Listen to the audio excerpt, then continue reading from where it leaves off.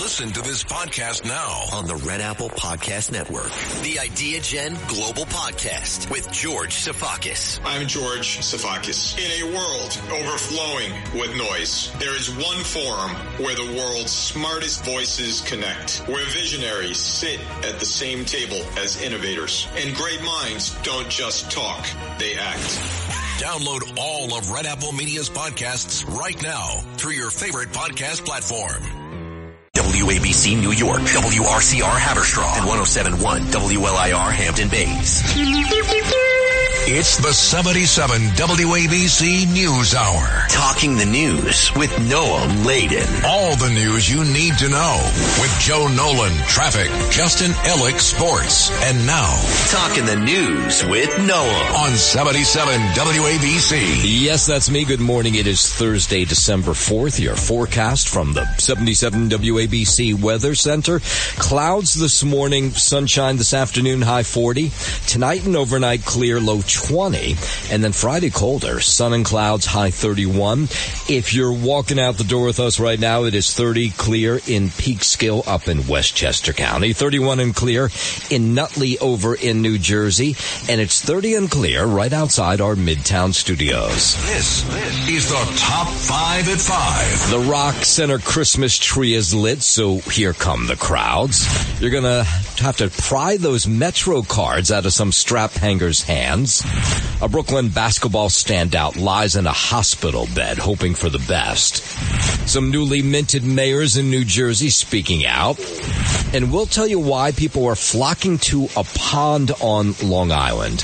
All right, let's get into it at 5:01. Did you watch the Christmas tree lighting? I mean, the build-up for this thing is really unbelievable. Maybe I'm just old, but I can remember where they just lit the tree and it was no big deal. Now there's like a 7-hour performance that leads up to it.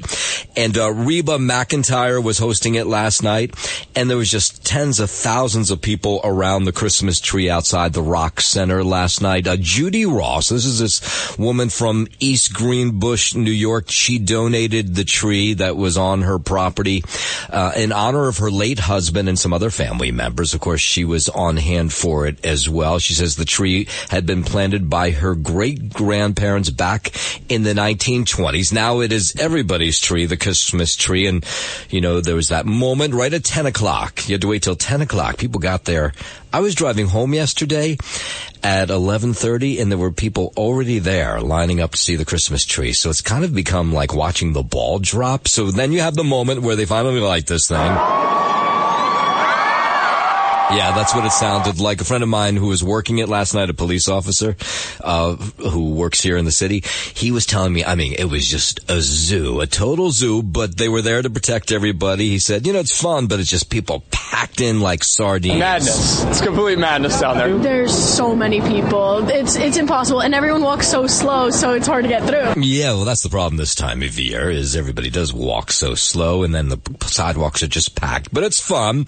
Cops were out in force, and they let everybody know that as they were walking in yesterday. We have hundreds of officers in and around Rockefeller Plaza in uniform. We also have many officers not in uniform. We also have our specialized units ready to go. Our K-9 teams, our bomb squad, our emergency service unit, our counterterrorism and intelligence bureau. Everybody working together to have a great, safe event. Yeah, they weren't messing around, and it was a safe time. So you wonder what the people who put up that first Rock Center Christmas tree in 1931 would think when they see what's going on around it now, what it's become. I mean, it's just, it's an icon of the Christmas season.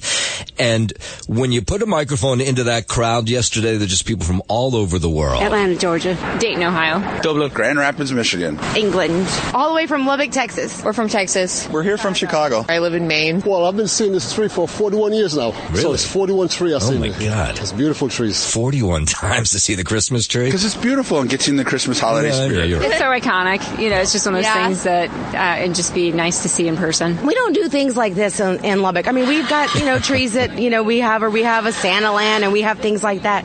But this is where people from all over the world come to to see that. It is pretty great. The Rock Center Christmas tree will be illuminated every day from 5 a.m. until midnight through early January. 5:04, some really big changes are coming on the M and F lines. This is starting next week. It's all an effort to reduce delays and ease overcrowding. The MTA reminds subway riders that the M and the F service routes will be swapped permanently starting this Monday. It only affects weekdays during the day, impacting 1.2 million riders and 8 stations, including Queens Plaza and 21st Street Queensbridge Station. MTA Chair Jano Lieber. Everybody benefits when we can get more throughput on the Queens Boulevard line. That means more trains can go through and more trains can... Everybody's train is more likely to be on time. The lines will remain the way they are for overnights and weekends. Lisa Ritchie, 77 WABC News. The newly minted mayors of 2 of New Jersey's largest cities were out and about yesterday. You know, the special runoff elections in Hoboken in Jersey City. James Solomon won in Jersey City. Emily Jabor beat the son of a former popular mayor in Hoboken to win there. They're both progressives, which sounds just like Zohran Mamdani. In fact, James Solomon compared himself to Zohran Mamdani, and they've talked about rent control, to affordability. So they were out thanking the voters yesterday. For the residents out there, you know that we serve you first. We have no political boss that we answer to. Well, for me, I got involved in local politics as a mom who cared about her community. James is a dad. You know, I think we just are average, residents who want to do more and give back. Solomon and Jabor's rise to power, kind of similar to Zohran Mamdani. People did not know who they were. Now they are the mayors of relatively large cities in New Jersey. Strengthening tenant protections, making sure that slumlords are held accountable. We're going to also work on a traffic enforcement division pretty immediately because we need to keep our streets safe. Those quality of life and everyday issues with respect to pedestrian safety, that's an area James and I both, I think, have prioritized. Yeah, they've made some big promises about somehow lowering the rent in both of those places where the rent is sky high. And so voters say you better follow through on those promises. The taxes and the water, they need to lower that down. Yeah. You know what I mean? People try to keep their homes in Jersey City. Yeah, I've lived in Jersey for a long time. Neither of those have ever gone down in my lifetime. But hey, I'm willing to watch and see if these people promise they can do that. That would be great. 5:06, a creep who just allegedly assaulted an NYU student. This was on Monday in that random attack. Maybe you saw the video. Now we find out, and this won't come as a shock to you, that he has an incredibly long rap sheet. Cops say 45-year-old James Rizzo is a level 2 sex offender, arrested 16 times previously. He was released from the state penitentiary in September. Monday morning in Greenwich Village, video shows Rizzo following the victim, 20-year-old Amelia Lewis. And the video, police say, shows the suspect pulling the student's hair, slapping her head and backside, and then slamming her down to the pavement. Lewis told reporters she's relieved her alleged attacker has been charged, calling their encounter the scariest experience of her life. James Flippin for 77 WABC News. And we're going to hear from that student herself coming up after 5:30. WABC News Time 5:09. The Jets received a nice surprise at their team facility yesterday. Quarterback Chris Boyd, who was shot in the abdomen in November outside a Manhattan restaurant, made a surprise appearance at the facility on Wednesday. Boyd attended the special teams meeting and spent time reconnecting with his teammates and coaches. The NYPD has identified a potential shooter, but no arrests have been made, and the investigation is ongoing. Andrew Whitman, NBC News Radio, New York. Let's go down to Washington. Lawmakers going to take part today in a classified briefing on the Trump administration strikes on Venezuelan boats. Correspondent Peter Alexander reports it comes as President Trump and Secretary of War Pete Hegseth look to distance themselves from a decision to launch a second strike on a suspected drug boat back in September. Some legal experts say if the second strike was ordered to kill people who were otherwise incapacitated, it amounts to a war crime.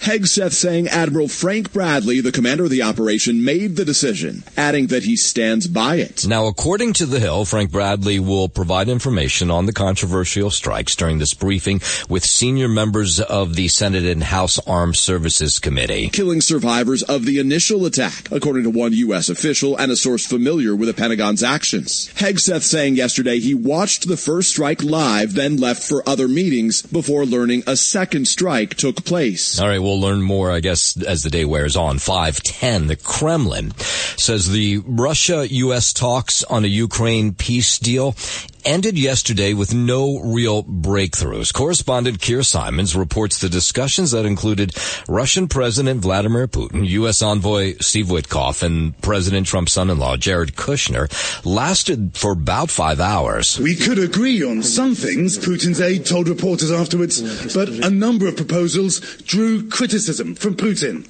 On the crucial question of territory, which Russia wants Ukraine to give up, a compromise hasn't been found yet, he says. Now, President Trump said that these meetings went well yesterday. The Kremlin did not say that. They say they're still far apart. The talks are aimed, of course, at ending the 3.5-year war between Russia and Ukraine. President Trump taking aim again at Somali immigrants and Minnesota Somali American Congresswoman Ilhan Omar. Somalia, what the Somalian people have done to Minnesota is not even believable. It's not even believable. Again, the president saying yesterday that Somali immigrants have ruined Minnesota, and Congresswoman Omar should never have been allowed to become a member of Congress. They want to kiss our country goodnight. They talk about our country. We want them to pray for our country.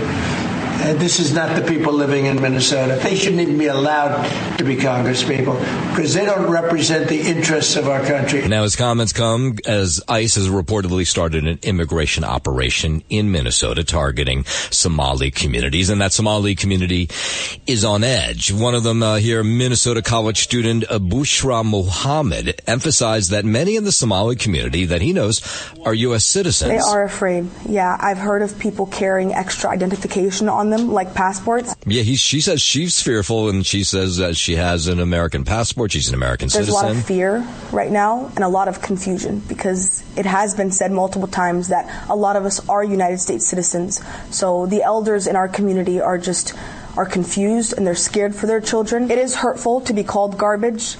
I am, again, a United States citizen. I am Somali. So I wonder if to him and his party, if that is all I am to him. WABC News Time 512, the State Department revoking now the visas of a handful of people in Mexico it accuses of facilitating illegal immigration. In a Wednesday news release, the department said it plans to impose visa restrictions on executives of a transportation company based in Mexico. Officials say those executives knowingly provided transportation for people intending to enter the U.S. illegally. The company was not named in the release, but investigators indicate that the individuals targeted arranged transportation for aliens, including minors from the Caribbean and other regions, to transport spots in Central America, where they were later encountered attempting to enter the U.S. illegally. I'm Jim Roop. 5:13 from Mexico. Let's go to the Middle East. Israeli officials say the body of a hostage returned by Hamas yesterday is a man from Thailand. The 42-year-old Thai national was working at a settlement in southern Israel in October of 2023 when he was reportedly murdered by Hamas militants. Hamas said his body was located in northern Gaza Wednesday morning and was handed over to the Red Cross to be returned.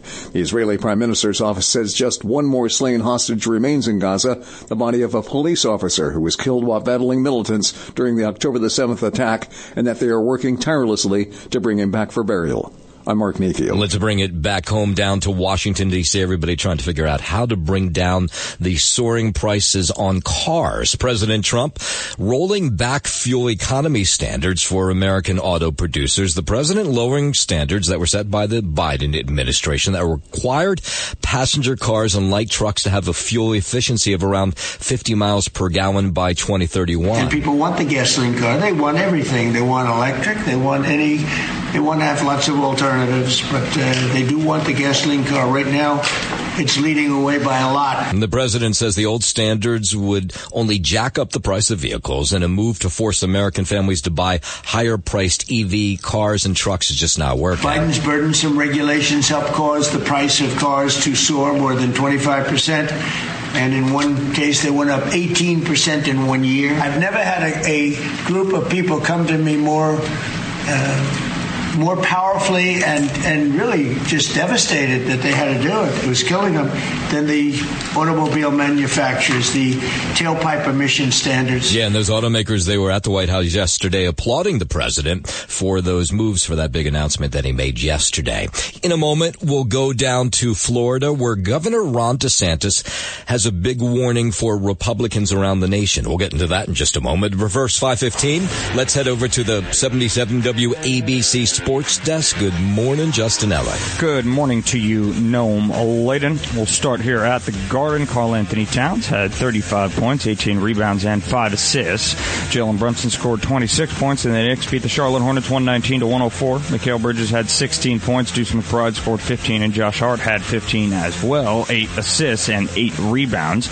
New York improved to 11-1 at Madison Square Garden this season, playing for the second night in a row, and without center Mitchell Robinson, did not seem to affect the Knicks, mainly thanks to Towns. The All-Star shot 13 for 23 from the field and nearly earned his 16th double-double of the season in the first half. He had 19 points and 9 rebounds at the break. After a slow start shooting, Brunson closed the first half with a buzzer-beating three-pointer.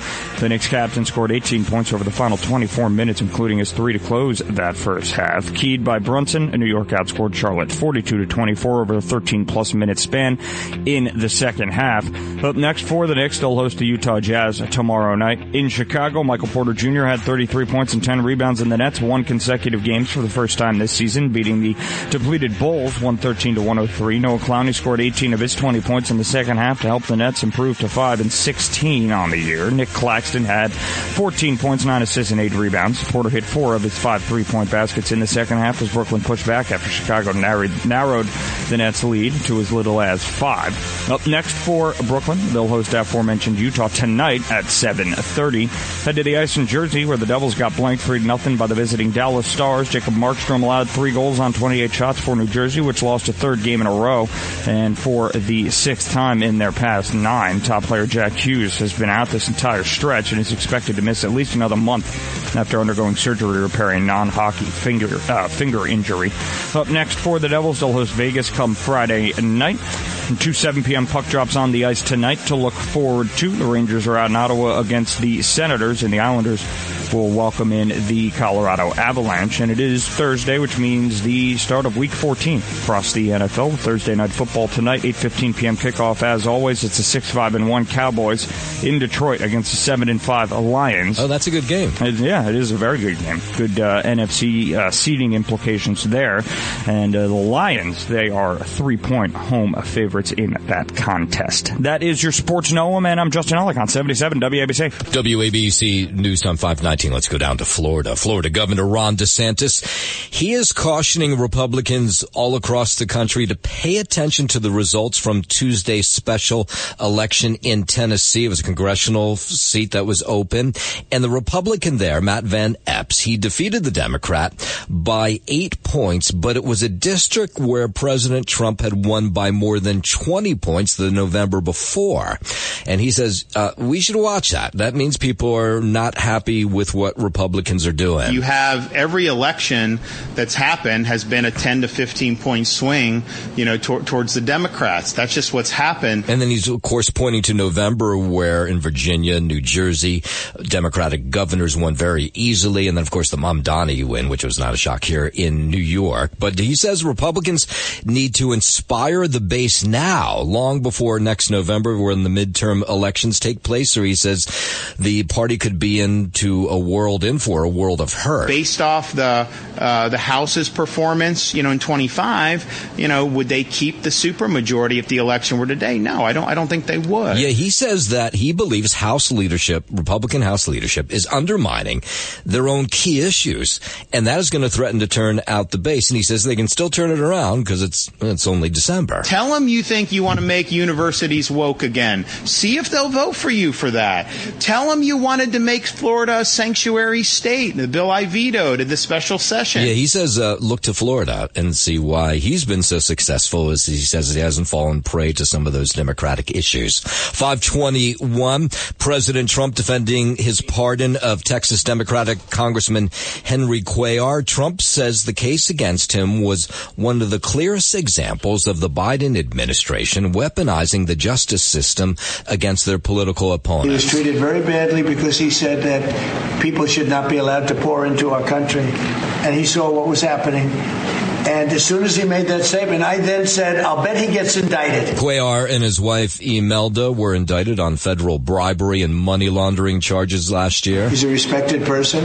He was treated very badly because he said that people should not be allowed to pour into our country. 522 as tariffs drive up prices for artificial Christmas trees because most of them come from China. Many people are opting for real trees, which is always nice, which are mostly grown in the U.S. and Canada. Correspondent Maggie Vespa says consumers should bear in mind that not all real trees are alike. Expert tips for going the real tree route. The cheapest options tend to be pine, Scotch, white, or Virginia. The longest lasting, fir, noble, Fraser, or balsam. For a unique scent, you could opt for the citrusy smelling con color on display at the White House this year. Artificial trees, of course, have some advantages. You don't have to water them. The needles don't come out. You don't have to clean up after them. There's not really any real fire hazard, but there's not a lot of them available. Experts note fake trees have winning factors, from the lack of upkeep, like watering and cleaning needles, to their ability to hold heavier ornaments. Whichever route you choose, they say shop early to find the best deals, and of course, buy the tree that speaks to you. Okay, Marsha Gray is the executive director of the Real Christmas Tree Board. Who knew there was one? Says artificial trees are made in China, so you should just go for the real ones this year. Every real Christmas tree sold in the United States is grown either here in the United States or in Canada. Yeah, and you're, of course, helping a local farmer when you buy a local fresh tree. You know, they're more expensive, but they're awfully nice to smell and look at. 523, new data shows that SAT scores continue to slip all across the country. In Texas, they're trying to figure out what it's all about. Experts say this puts a spotlight on things like public education. Maybe they're doing things wrong. Our school systems have focused far too much on so-called diversity, equity, and inclusion, and far too little on basic skills. That's Sherry Sylvester with the Texas Public Policy Foundation. That's what she says is the problem down in Texas schools, that they're not, just keeping to the books, going in, reading, writing, math, that kind of thing. Get away from this wokeness so that our kids can compete in the global economy, because they're just not going to have the skills to do it. Yeah, so she claims it's woke ideology that's bringing down SAT scores. I think a lot of people would probably argue with her on that. 524, out to California, where the bear that crawled under a home in Altadena, California, remember we told you about that earlier this week? It's still there. Ken Johnson lives in this house, and he can't get the bear to leave. So he's forced to live with it, which he says is okay. Just a little strange. But as long as he's quiet, you don't even know he's here. Okay, Johnson says he's had numerous calls with the California Department of Fish and Wildlife. They suggested using a fan to vent the ammonia fumes into the crawl space, and they say that would push the bear out, but he fears what the bear would do if he turns that fan on. My cat doesn't even notice him, except he goes over to the vent. It's right above the bear and kind of sniff at it and walk away. Yes, so he does say it gets a little scary at night because, of course, you can't really necessarily see the bear. I hear a noise like, oh my gosh, is that the bear? Did he move? Or is that just my cat jumping off the table? So thankfully, he says the only damage so far is that to a trash can, which the bear, I guess, tore apart. But he's getting a lot of attention from all over the world. Everybody wants to see this bear that's living under his porch. 525, new data from the CDC is showing a continued rise in flu activity in select states across country. According to the data, there's been a 5% week-over-week increase in positive flu tests, but in a few states, the rise in cases has been even steeper. Colorado and Louisiana have become the first two states of this flu season to reach the high category for flu activity, while New York City is also showing moderate activity. The uptick in flu activity comes as a new subvariant of the virus has emerged, and public health experts are concerned that low vaccination rates will contribute to a bad season like last year's. I'm Mark Mayfield. And there's that one variant that's going around that is not covered by this year's flu shot.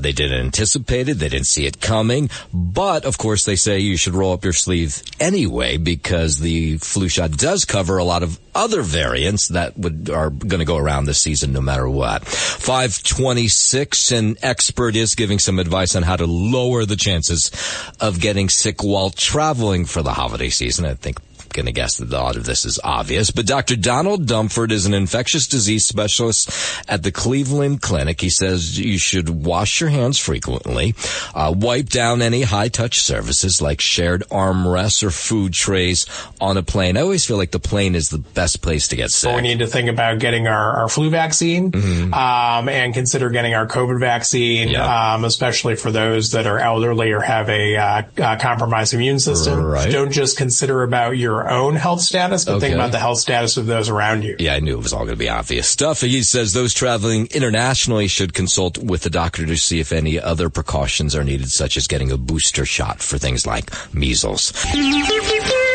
It's the 77 WABC News Hour. Talking the news with Noam Laden. All the news you need to know with Joe Nolan, traffic, Justin Ellick, sports. And now, Talking the news with Noam on 77 WABC. Yes, that's me. Good morning. It is Thursday, December 4th. Your forecast from the 77 WABC Weather Center. Clouds this morning, sunshine this afternoon, high 40. Tonight and overnight, clear, low 20. And then Friday, sun and clouds, the high only 31. If you're walking out the door with us right now, so happy you are. 30 clear in Peekskill up in Westchester County. It's 31 and clear in Nutley over in New Jersey. And it's 30 and clear right outside our Midtown studios. WABC News Time 540. 16-year-old Nana Doncourt was looking forward to the start of the basketball season in Brooklyn, but now the teen varsity starting point guard is confined to a hospital bed after a shooting on Sunday left a bullet lodged in his spine. He was with a friend walking home from a football game. This was about 4 o'clock on Sunday, and apparently the shooter was targeting his friend but hit him instead. So now he doesn't know if he's going to be able to walk again. Doctors initially said where it hit in his spine will leave him disabled for the rest of his life. Here he was talking to Eyewitness News yesterday. And I heard the cock-back noise of a gun and just fire. And I remember just falling in slow motion. This shooting took place at a bus stop in Midwood, Brooklyn, as he was waiting for the bus. And he's heard what the doctors have told him, but he's still hoping somehow he'll be able to get out of that hospital bed, make it back onto a basketball court. And I heard the cock-back noise of a gun and just fire. And I remember just falling in slow motion. Yeah, so the doctor's words are not the words the family wanted to hear. And here's his mom, who she's hoping for the best. The day it happened, Sunday, the doctor said that he was not gonna be able to walk. He will be paralyzed. She is convinced that he will be able to walk again. And I believe in God, so after prayers and all that, I started getting hope that everything will be okay. He's not going to be on the bed forever. It's just a matter of time, but I know he will walk. Now, police have not detailed why this gunman was firing bullets at his friend, but it wasn't aimed for him. They have not caught up with the gunman so far. 542, that man who was cuffed for grabbing an NYU student by the hair, forcibly touching her and then throwing her onto the ground. You'll be shocked to hear this, that he has a lengthy criminal past. He was arrested in this random attack that took place on an NYU student in the middle of the day as she walked to class on Monday. Video of the attack, it's gone viral. The 20-year-old victim is speaking out, calling it the scariest experience of her life. She spoke to Sirius Radio. He proceeded to grab my hair and violently and forcefully throw me to the ground. So the suspect is 45-year-old James Rizzo. He was released from state prison in September after serving 2 years on a conviction for persistent sexual abuse. He has, ready for this?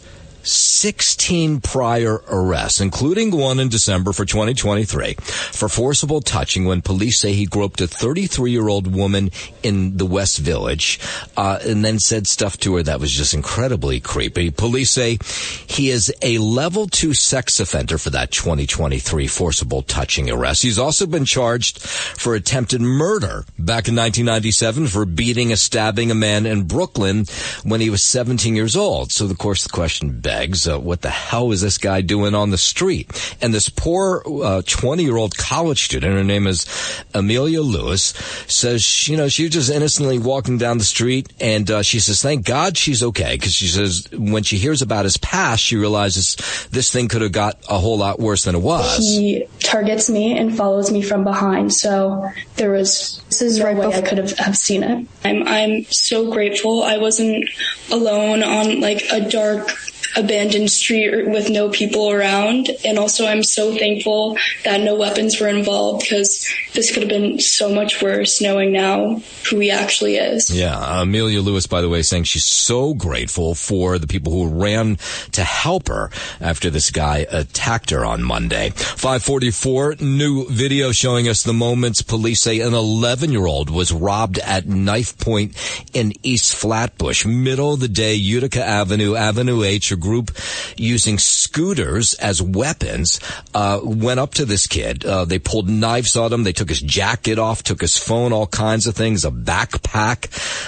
He's going to be okay, but neighbors say, this kind of stuff just shocking. Now they're mugging 11-year-olds. Oh my God. I mean, that's very scary. Like, I've never experienced that, but it's getting really serious out here. The system, it's needs to be changed. People do not respect people. They don't have value of life. No, they don't seem to. Now, there is video of these jerks, these creeps, and you can head on over to WABCRadio.com to see them. 5:45, let's head over to the 77 WABC Sports Desk, and here's Justin Ellick. Thank you, Noam Layden. Start here at the Garden. Karl Anthony Towns had 35 points, 18 rebounds, and 5 assists. Jalen Brunson scored 26 points, and the Knicks beat the Charlotte Hornets 119-104.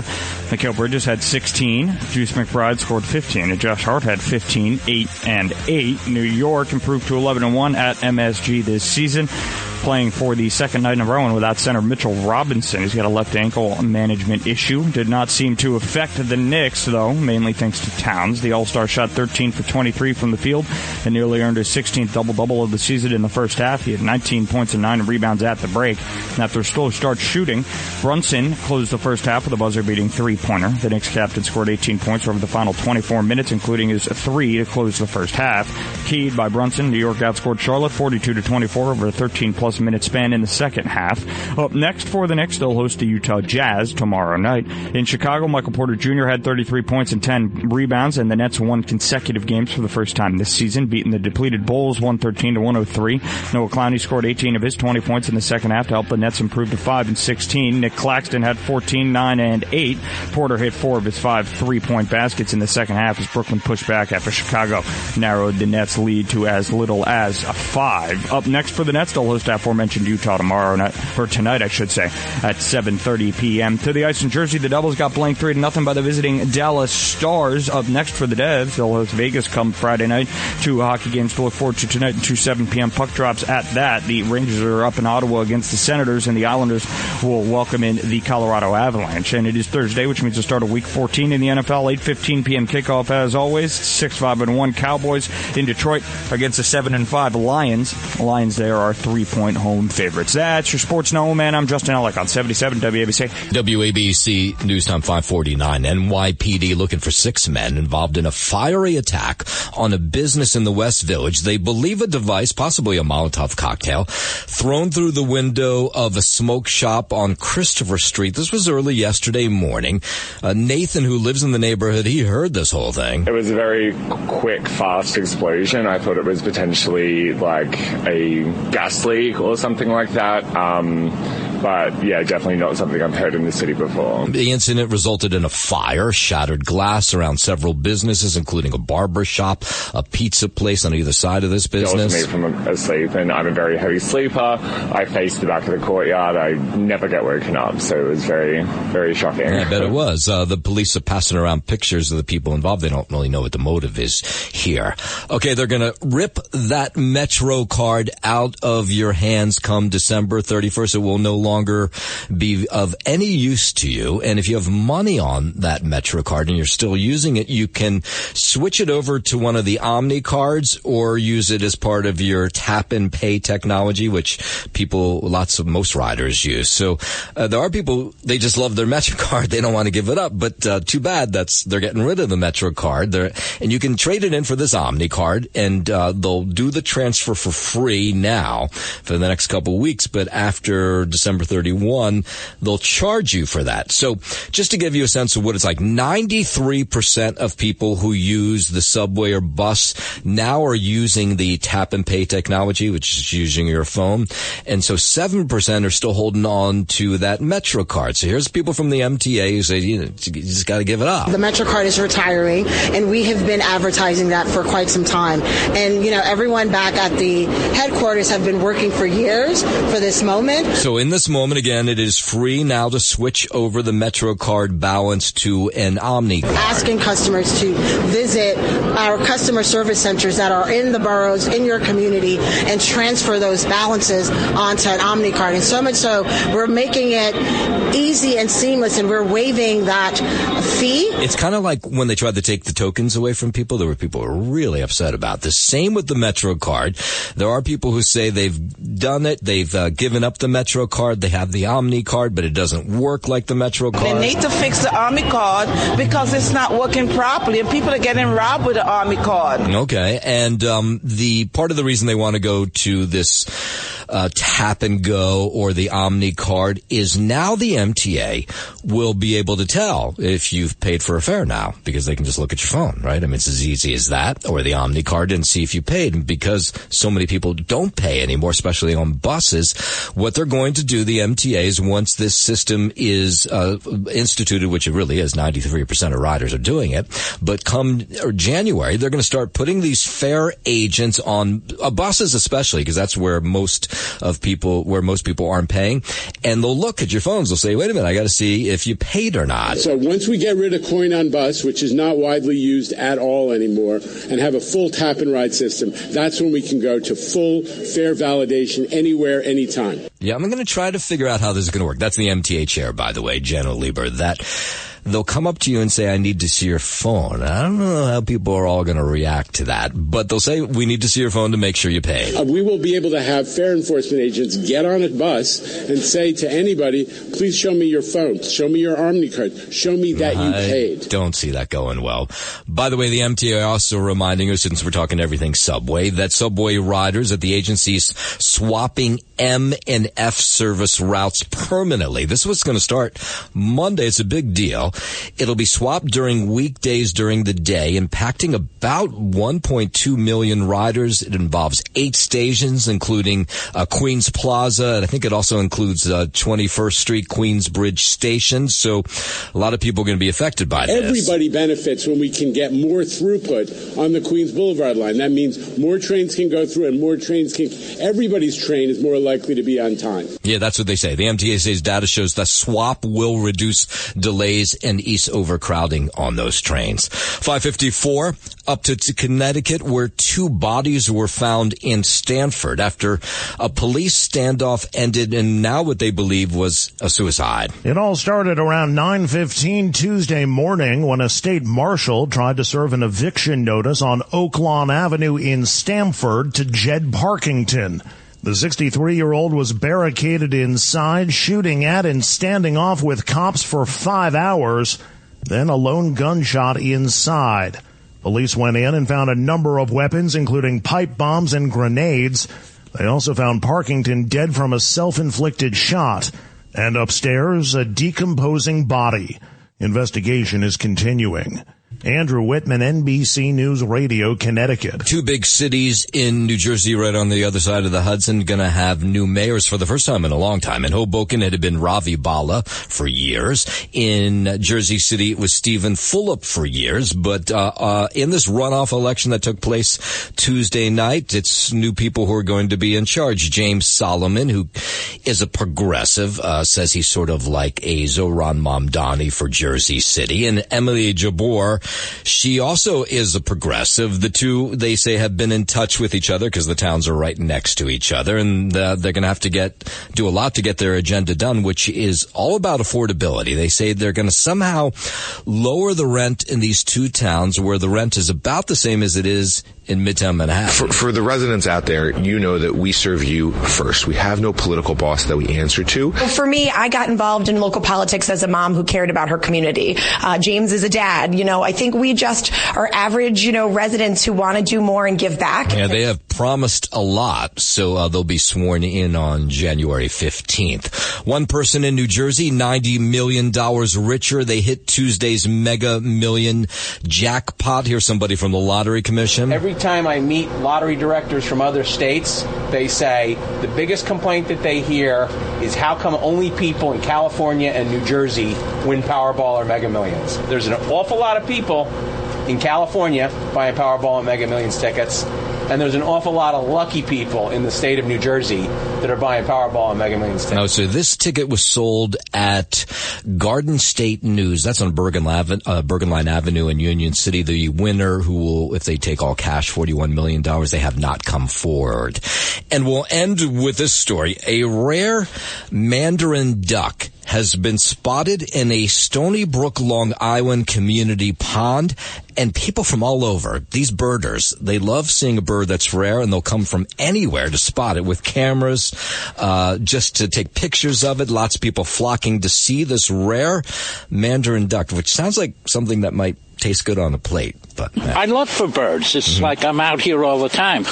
And if I haven't seen one in 30 years, there's not a lot of them duck around. With a little mandarin sauce sounds kind of tasty. So Walter there, who you just heard, he started birding back in 1966, and he's never seen a mandarin duck in this area. They're not native to the area. A lot of birds are just kind of blah, but these guys are really nice birds to look at. I'm not a birder. I'm just a regular iPhone photographer. I'm trying to get excited about this. I saw a picture of the bird, and I'm like, yeah, it looks like a duck. It's really beautiful. Okay. If you have a chance to see it, right. you should come and see it. All right, I'm going to take a ride out to Stony Brook. 5:57, traffic, transit on the 7s. Here's Joe Nolan. We'll do a road trip. It'll be good. You want to do that? We'll go out to see the duck. Don't you think mandarin duck sounds like it would be tasty? Yeah. Like, oh, yeah. Right? Like on a little bed of rice? Not a mandarin duck, but I mean regular duck with little orange sauce. Oh, why is mandarin, what is it, too skinny or something? Or not? I don't know. Oh. I don't know. Just the word mandarin, I'm thinking like a Chinese duck. Chinese, yeah. Like what's the other one? What's the Peking mandarin duck? That's it. Yeah. Right. That's good. You ever have that? Yes, it's really good. Yeah. That's good. Yeah. All right, well, here we go. As you begin to travel out there this morning, again, we've got some delays. The most insensitive, probably two people on the planet right here. Right, exactly. On the BQE, as you the emails come in 3, 2, and 1. Thanks for listening to the News Hour with Noam Laden. You can hear the News Hour with Noam Laden weekday mornings at 5 on 77 WABC. If you like the podcast, share it with your friends and listen anytime at WABCRadio.com and download the WABC Radio app. Hit that subscribe button on all major podcast platforms. Plus, follow WABC on social on Instagram, TikTok, Facebook, and X. See you next time for a new episode so you never have to wonder. What the heck is going on here? Looking for financial insights you can trust? How do you protect yourself as an investor? What's the strategy? I think it's really simple. I think you just want to be diversified in your portfolio. The Payne family brings real-world experience to every conversation. Well, I think that's the problem right now is, right, a lot of people that are close to retirement, they're taking so much risks. And if we do get a big sell-off, it could derail their retirement. Listen to the Pain Points of Wealth on the Red Apple Podcast Network.